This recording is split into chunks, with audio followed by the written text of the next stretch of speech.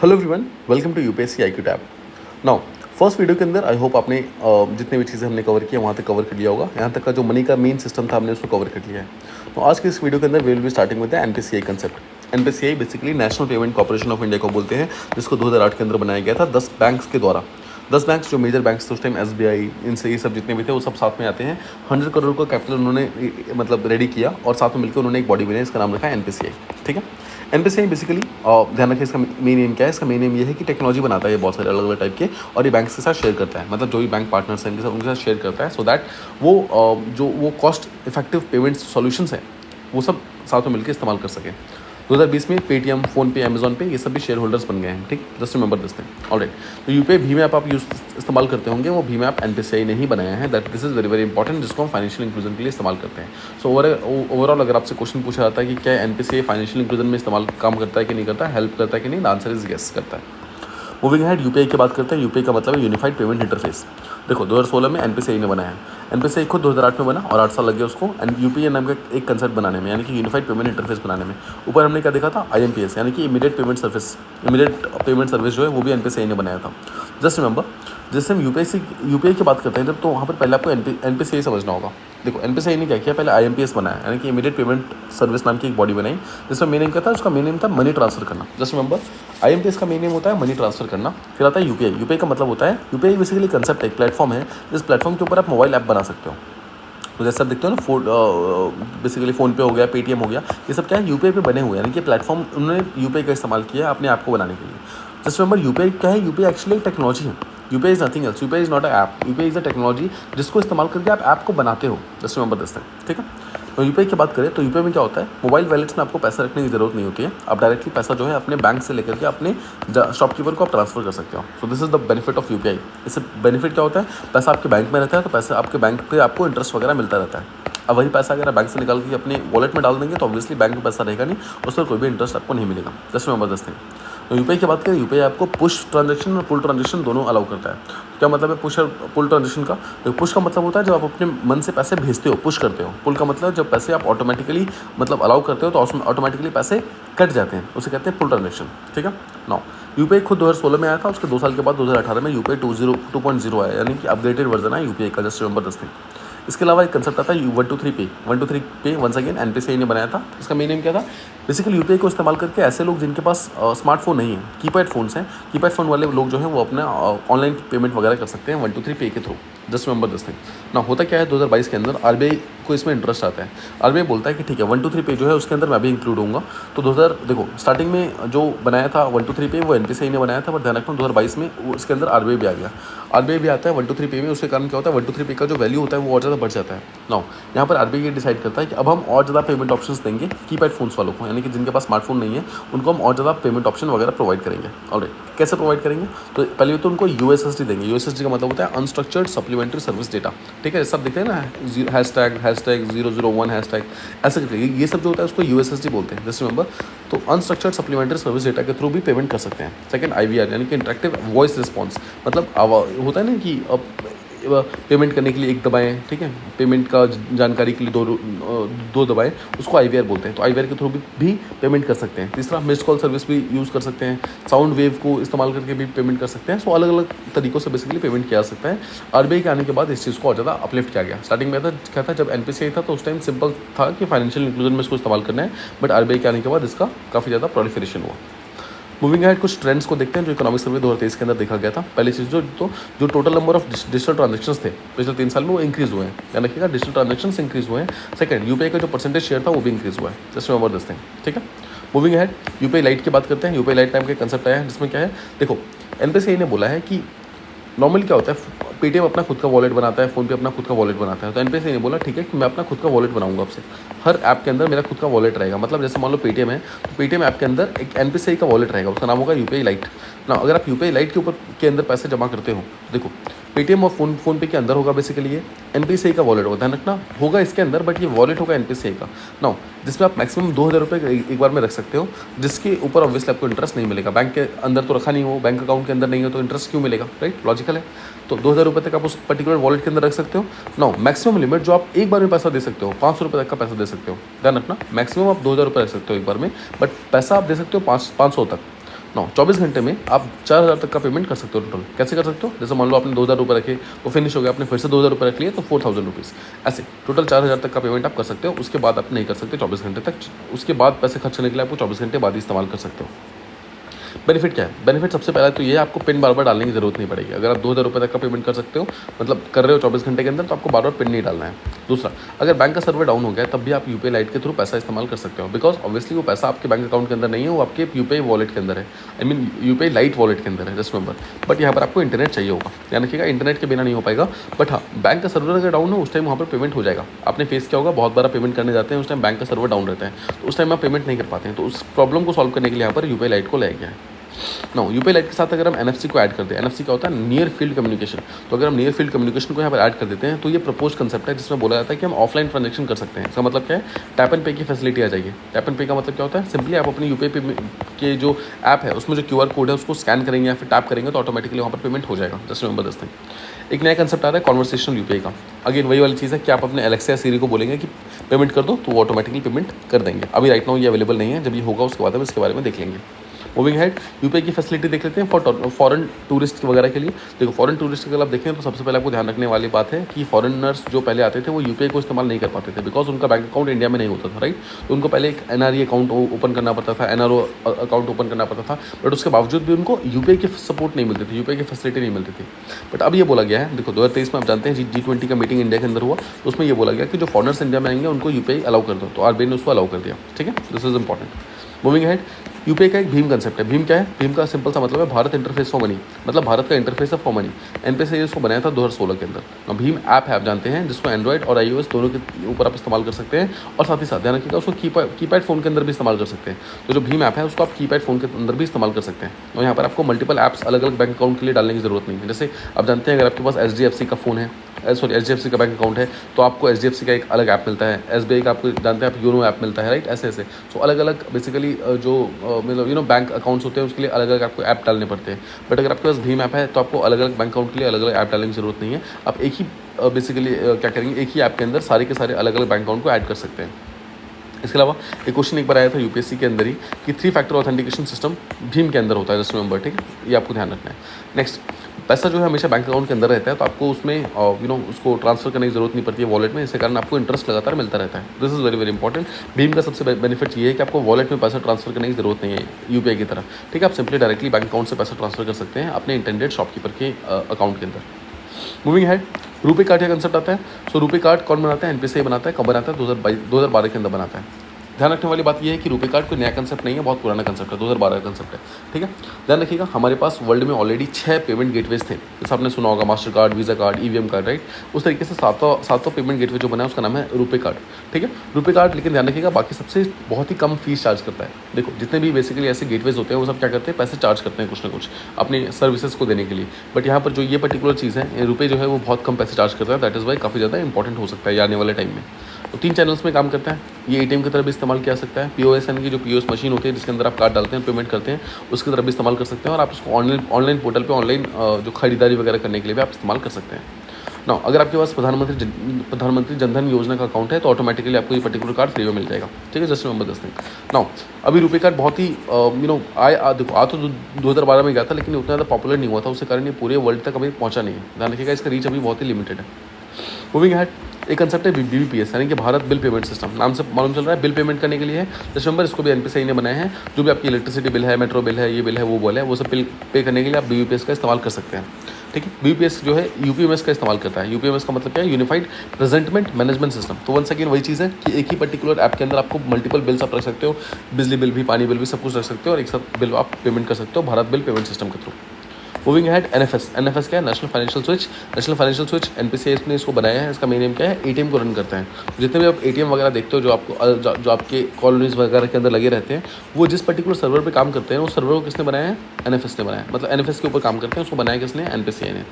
Moving head NETC है। NETC क्या है? National electronic toll collection. Toll सब जानते हो, जो भी टोल गेट्स वगैरह होते हैं, टोल गेट से जो भी कोई गाड़ी वगैरह निकलती है उसको एक टोल पे करना पड़ता है। तो जो टोल पे करते हैं ना, उस टोल को पे करने के लिए जो एक पीछे का जो पूरा मैकेनिज्म है वो NETC है, that is national electronic toll collection. ये NPCI ने बनाया है। ये फास्टैग के साथ मिलकर काम करता है। फास्टैग आप ऑलरेडी जानते होंगे, फास्टैग क्या होता है? ऑटोमेटेड पैसा कट हो जाता है, तो वह उसी चीज़ के लिए यहाँ पर इस्तेमाल किया जाता है NETC का।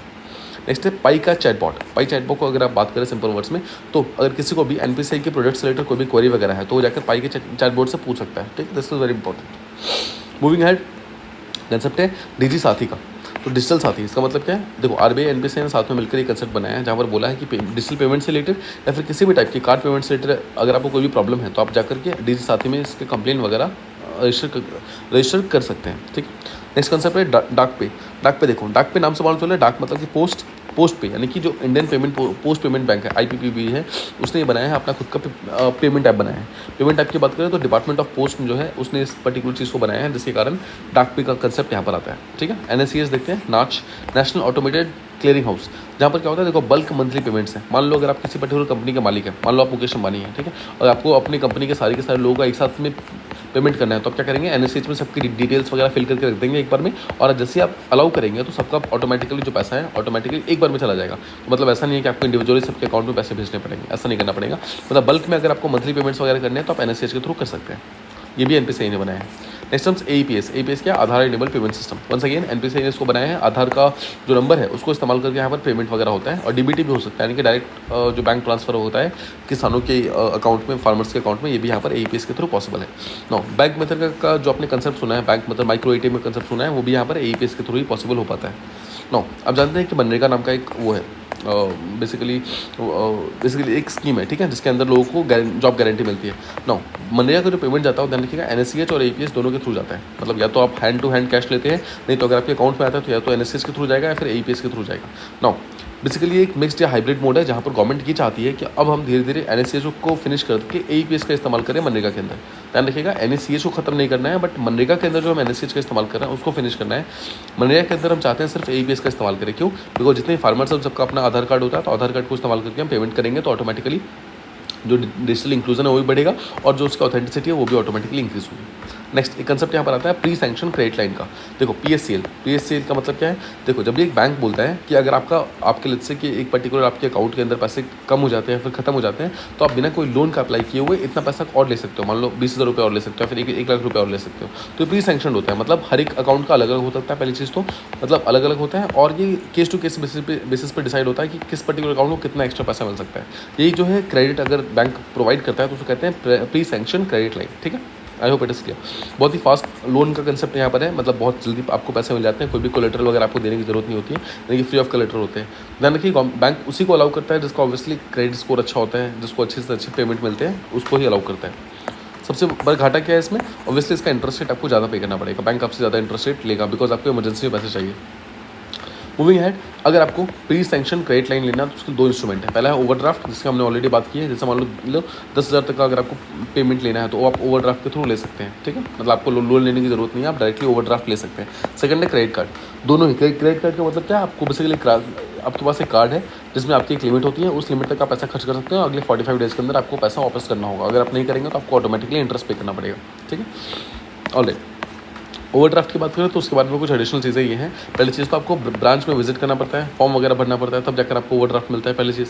सेकंड, बैंक की वेबसाइट से आपको मिल सकता है। और थर्ड, अभी रिसेंटली स्टार्ट किया गया है, आपसे बोला है कि आप UPI के थ्रू भी डायरेक्टली आप अपना ओवरड्राफ्ट वगैरह का अप्लाई कर सकते हैं। ठीक है, मूविंग हेड, UPI के अंदर एक नया कंसेप्ट आता है ICCW का, इंटरऑपरेबल कार्डलेस कैश विड्रॉल। देखो, जब बेसिकली आप ATM में जाते हैं तो आप ATM में क्या करते हैं? आप ATM में बेसिकली अपने कार्ड डालते हैं। ठीक है, कार्ड डालते हैं तो वहाँ पर आपका पेमेंट वगैरह होता है। अब NPCI चाहता है, RBI चाहता है कि एक ऐसा कंसेप्ट है कि आप बिना कार्ड डाले ही अपना पेमेंट वगैरह कर सकें, मतलब आप अपने पैसे वगैरह निकाल सकते हैं। कैसे? देखो, आपके पास जो भी आपका UPI ID वगैरह है, आप UPI ID में क्या करेंगे? सिंपली UPI ID में वहाँ पर एक ऑप्शन ऐड कर देंगे कि इस पर्टिकुलर ATM से पैसे निकालने हैं। आप वहाँ पर जो ATM है उसको आप वहाँ पर स्कैन करेंगे, ऑटोमेटिकली आपको ATM जो है पैसे निकाल के दे देगा। फ़ायदा क्या होगा इसका? तो कार्ड की क्लोनिंग वगैरह होती है, उसका सारा का सारा प्रॉब्लम बच जाएगा। मूविंग हेड, देखो एक कॉइन वेंडिंग मशीन होती है। कॉइन वेंडिंग मशीन का मतलब होता है, मान लो किसी को अगर छुट्टे पैसे चाहिए, खुले पैसे चाहिए, तो आप क्या करोगे, 100 रुपये का नोट डालते हैं, वो बदले में आपको 100 रुपये के कॉइन्स देता है, ठीक है, उसको कहते हैं कॉइन वेंडिंग मशीन।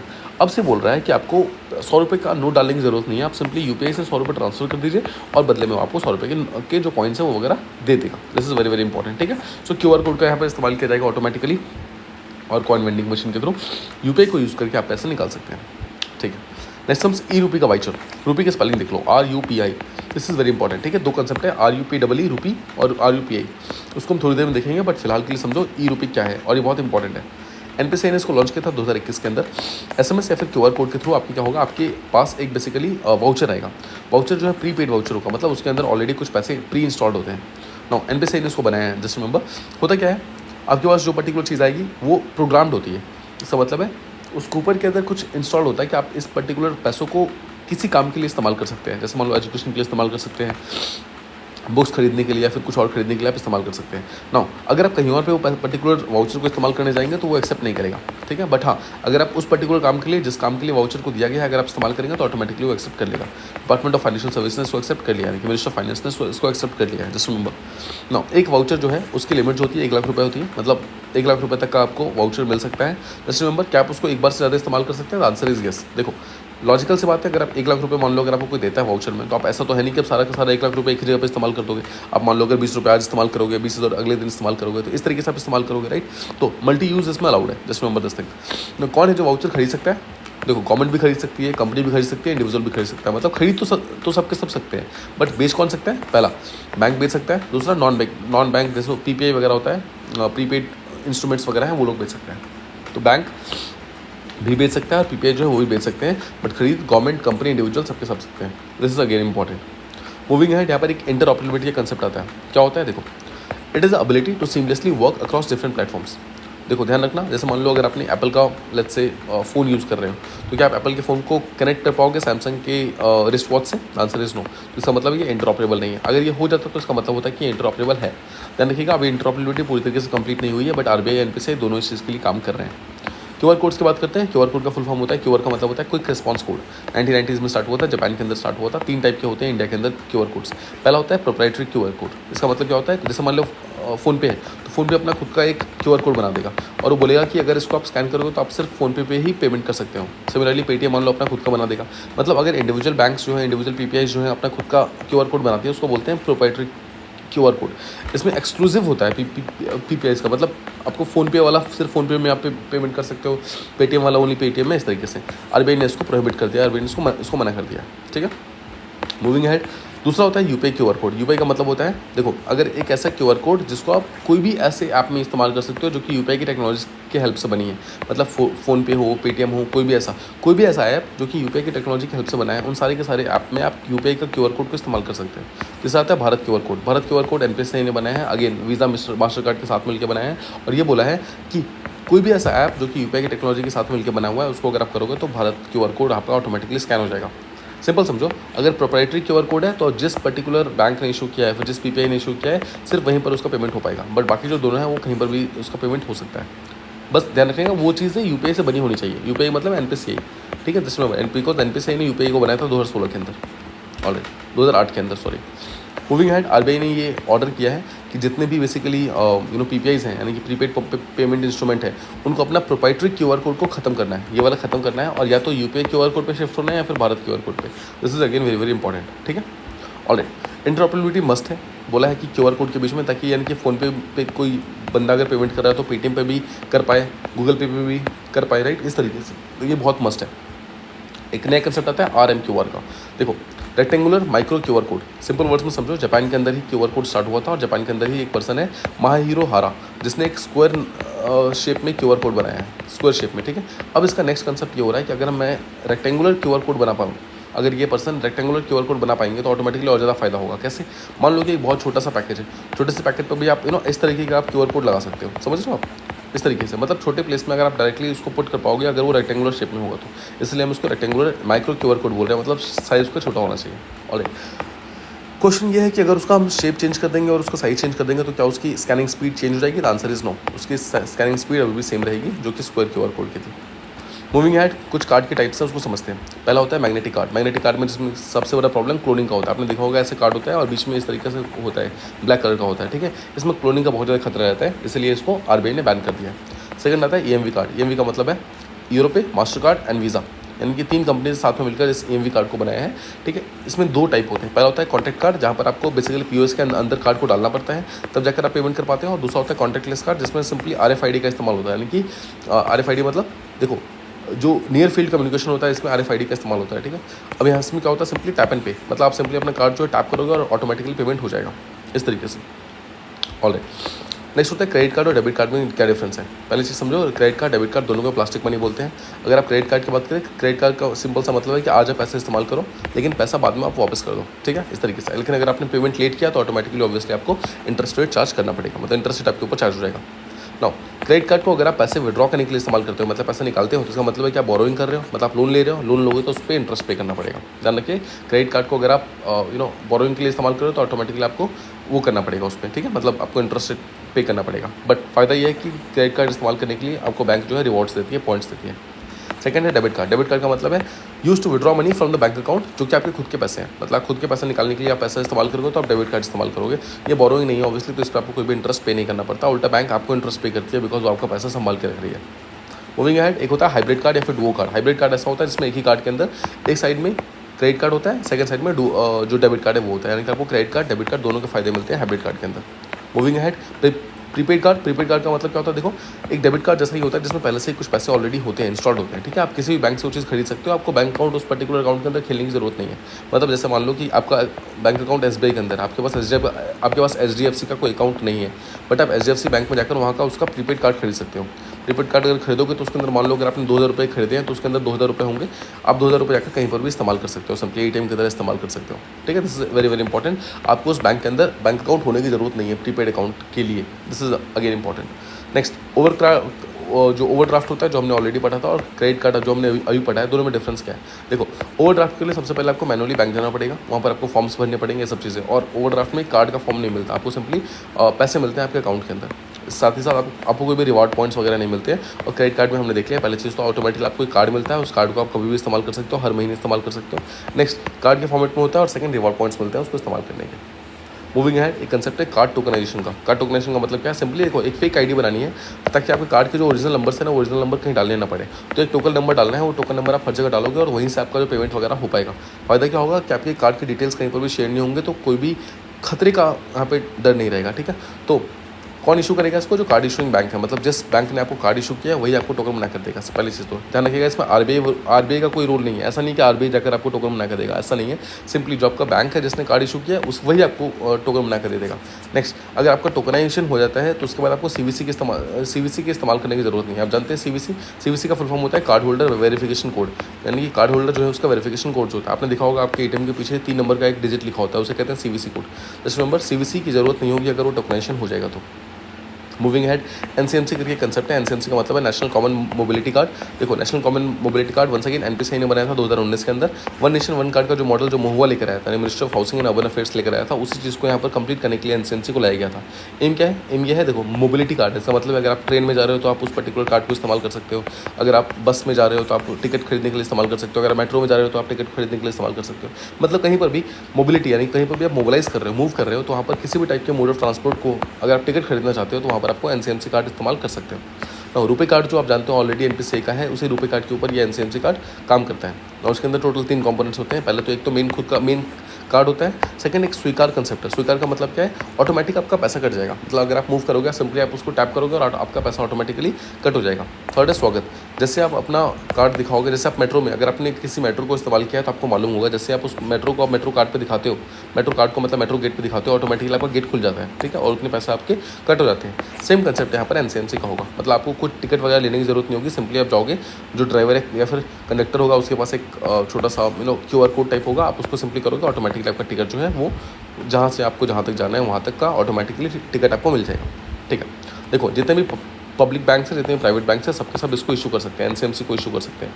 ध्यान रखिएगा, ऐसा नहीं कि सिर्फ पब्लिक बैंक करेंगे या फिर सिर्फ प्राइवेट करेंगे, नहीं, पब्लिक प्राइवेट तो कोई भी यहाँ पर एनसीएमसी को इशू कर सकता है। नेक्स्ट कंसेप्ट है एक फास्टैग का। फास्टैग का मतलब होता है अगर आपको टोल टैक्स पे करना है, टोल फीस पे करना है, तो उसके लिए आपको फास्टैग का कंसेप्ट होता है। सिंपल 2017 में एनपीसीआई इसको लेकर आया था। एक प्रीपेड रिचार्जेबल टैक्स है। रिचार्जेबल टैक्स का मतलब होता है जब भी आप अपनी गाड़ी लेकर जा रहे हैं और टोल गेट से आप निकल रहे हैं तो वहाँ पर क्या होगा, आपको रुकने की जरूरत नहीं पड़ेगी, सिंपली आपको ऑटोमेटिकली पैसा कट हो जाएगा। तो RFID का इस्तेमाल करता है। RFID की फुल फॉर्म है रेडियो फ्रीक्वेंसी टेक्नोलॉजी। तो रेडियो फ्रीक्वेंसी आइडेंटिफिकेशन टेक्नोलॉजी का इस्तेमाल करता है ये जो हमारा फास्टैग कंसेप्ट है। ठीक है, देखो साथ ही साथ एनपीसीआई का एक NETC होता है। NETC का मतलब क्या, नेशनल इलेक्ट्रॉनिक टोल कलेक्शन। आपने स्टार्टिंग में देखा होगा जब हम एनपीसीआई की बातें कर रहे थे उस टाइम हमने नेशनल इलेक्ट्रॉनिक टोल कनेक्शन की बात की थी। ध्यान रखिएगा यही मेन वो है जो कि फास्टैग को आगे बढ़ाता है, मतलब फास्टैग का जो कंसेप्ट है उसको आगे लेके चलता है। नाउ कोई अगर गाड़ी वगैरह चोरी हो जाती है तो वहाँ पर भी फास्टैग का इस्तेमाल करके आप यहाँ पर ट्रैक कर सकते हो उसको। तो 2021 के बाद फास्टैग को मैंडेटरी कर दिया गया है। बोला है कोई भी अगर पर्टिकुलर गाड़ी लेकर के फास्टैग वाले लेन से निकल रहा है तो ऑटोमेटिकली उसको अपना फास्टैग का ही कंसेप्ट इस्तेमाल करना पड़ेगा। वो यहाँ पर जो कैश वगैरह है कैश का इस्तेमाल ना ही करे तो बेटर होगा। मूविंग हेड एक MDR कंसेप्ट होता है। MDR का मतलब होता है मर्चेंट डिस्काउंट रेट। MDR का देखो सिंपली एक फीस है। जैसे मान लो अगर आप अपना डेबिट कार्ड या फिर क्रेडिट कार्ड इस्तेमाल करते हैं तो उस डेबिट कार्ड क्रेडिट कार्ड को इस्तेमाल करने के बाद जो आपका पीछे का गेटवे प्रोवाइडर है, जो मतलब आपको कार्ड इस्तेमाल करने की परमिशन दे रहा है या फिर जो आपको वो एक काइंड ऑफ एक हेल्प कर रहा है, उसको यहाँ पर कुछ ना कुछ आपको पे करना पड़ता है। पे कौन करता है, ध्यान रखिएगा जो दुकानदार है वो पे करेगा, शॉपकीपर पे करता है, आप पे नहीं करते हो। ऑलराइट, जब आप पे करते हो तो जो भी पैसा वहाँ पर कट होता है ना उसको MDR फीस बोलते हैं। और MDR फीस हमेशा 3 पार्टी में डिवाइड होती है। पहला तो जो कस्टमर का कार्ड का बैंक है उसमें डिवाइड होगी, दूसरा शॉपकीपर कार्ड का बैंक है उसमें डिवाइड होगी, और तीसरा जो पेमेंट गेटवे प्रोवाइडर है, जैसे मान लो पेटीएम है, फ़ोनपे है या फिर POS मशीन है, जो भी है वो तीनों के बीच में पैसे यहाँ पर डिवाइड होते हैं। नाउ देखने वाली बात यह है कि MDR जो है उसके कारण हर्ट होता है शॉपकीपर का प्रॉफिट, उसके कारण वो उसको इस्तेमाल नहीं करता है। इसलिए RBI ने करके 2017 के अंदर एक सीलिंग लगा दी कि इसके ऊपर MDR नहीं रख सकते हम। MDR ध्यान रखिए जो क्रेडिट कार्ड के ऊपर जो MDR होता है वो ज़्यादा होता है as compare to debit card के ऊपर, बिकॉज इसमें रिस्क ज़्यादा है। Just remember. नेक्स्ट है रुपये डेबिट कार्ड पे MDR जो है 0% है ताकि इसको हम प्रमोट कर सकें। नेक्स्ट UPI पे भी 0% है। ठीक है, यहाँ जो NPCI है, ध्यान रखिए NPCI ने रुपये क्रेडिट कार्ड भी बनाया है, मास्टर कार्ड, वीज़ा सबने साथ में मिलकर ये डिसाइड किया है कि MDR को 0 नहीं रखेंगे, अदर MDR को 0 से ऊपर रखेंगे, मतलब कुछ ना कुछ परसेंटेज डेफिनेटली हम लेंगे सबसे। ऑलराइट, 2021 में बेसिकली मित्ती ने शॉपकीपर्स को बोला था कि आप लोगों को इनकरेज करो कि वो ज़्यादा से ज़्यादा कार्ड का इस्तेमाल कर सके ताकि हम कार्ड का जो प्रमोशन है रुपये कार्ड वगैरह का है उसका प्रमोशन अच्छे से कर सकें। ठीक है, सो उम्मीद करता हूँ यहाँ तक आपको चीज़ें अच्छे से समझ आ गई है। एक कंसेप्ट हम और कर लेते हैं, उसके बाद हम नेक्स्ट वीडियो में करेंगे बाकी। कंसेप्ट आता है इंटरचेंज फीस का। इंटरचेंज फीस का सीधा सा मतलब है, जैसे मान लो कि अगर आप कोई भी ट्रांजेक्शन कर रहे हो जिसमें आप एक तरफ PPI का इस्तेमाल कर रहे हो, मतलब किसी भी प्रीपेड पेमेंट इंस्ट्रूमेंट का इस्तेमाल कर रहे हो, और एक तरफ बैंक अकाउंट का इस्तेमाल कर रहे हो, मतलब अगर आप अपने वॉलेट से बैंक अकाउंट में पैसे भेज रहे हो तो आपको एक फ़ीस देनी पड़ेगी, इंटरचेंज फीस। ठीक है, सिंपल वर्ड्स में फीस कितनी 1.1% तक हो सकती है, इधर के 0.5% से लेकर के 1.1% तक हो सकती है। अगर आप पैसे 2000 रुपये से ज़्यादा ट्रांजेक्शन है तभी इसका इस्तेमाल होता है, नहीं तो इसका इस्तेमाल नहीं होता है। This is very very important. ठीक है, I hope this is clear. कभी एप्लीकेबल नहीं होता है इंटरचेंज फीस। पहली चीज़ तो अगर आप अपने फ्रेंड्स को आपस में पैसा दे रहे हो तो ये एप्लीकेबल नहीं होगा। दूसरा, अगर आप किसी शॉपकीपर वगैरह को दे रहे हो, जैसे मान लो एक बैंक अकाउंट से दूसरे बैंक अकाउंट में अगर पैसे जा रहे हैं तो ये एप्लीकेबल नहीं होगा। ये एप्लीकेबल तब होगा जब भी एक तरफ PPI है दूसरी तरफ बैंक अकाउंट है, सिर्फ तभी एप्लीकेबल होगा, इसके अलावा कभी एप्लीकेबल नहीं होगा। ध्यान रखिएगा, अगर पेमेंट डायरेक्टली UPI के थ्रू जाता है पैसा, मतलब अगर आप वॉलेट में डालते ही नहीं हो, अगर डायरेक्टली UPI के थ्रू जाता है तो ऑटोमेटिकली इंटरचेंज फीस की 0 हो जाएगी। ठीक है, कोई इंटरचेंज फीस पर नहीं लगेगा। सो उम्मीद करता हूँ यहाँ तक की सारी चीज़ आपको प्रॉपर्ली क्लियर हो रही है। I hope you are revising these things again and again because these things are very very important from examination point of view and we have already made 2 videos now. So उम्मीद करता हूँ आपको यहाँ पर 1A1 को properly समझने में help मिल जाएगी। यहाँ से जो नेक्स्ट कंसेप्ट है उसको हम नेक्स्ट वीडियो के अंदर will try to cover it up as soon as possible. Stay tuned for the next video. Thank you so much for listening.